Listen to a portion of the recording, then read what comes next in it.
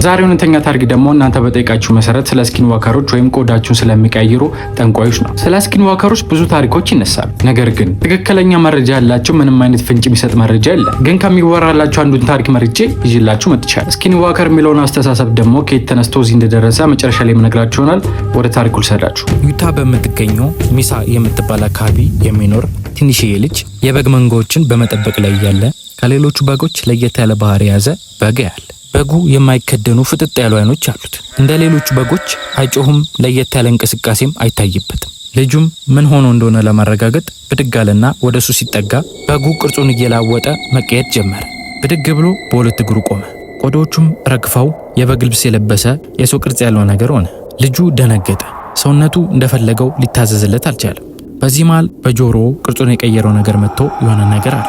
እሱ ከሚናገረው ቋንቋ ለየት ያለ ነገር ነበር። ልጁም ኃይሉን አሰባሰበና ሮጦ ወደ ቤቱ ሄደ። ወደ ጎጆ ቤት ውስጥ ገባና ለአያቱ ነገረው። አያትየው ግን አልተገረመም። የተፈጠረውን ነገርና ምን እንደነበር ስላወቀ ቶሎ ብሎ የተለያዩ እቃዎችና ዱቄቶችን አምጥቶ መጥፎ መንፈሱን ለማባረር መጸለይ ጀመረ። በነጋታውም ጠዋት ላይ በጎቹን ለማየት ሲወጡ ትናንት ማታ ተቀይሮ የነበረው በግ ሞቶ አገኙት። ውስጡ የተሰባበሩ አጥንቶችና የተለያዩ ዱቄቶች አሉት። አያትየው ቤታቸው ውስጥ በዛ ምክንያት መጥፎ መንፈስ ሊገባ እንደነበር አወቀ። ልጁም ከዛን ጊዜ በኋላ የሚያያቸው እንስሳቶች እንዳለ መጠራጠር ጀመረ።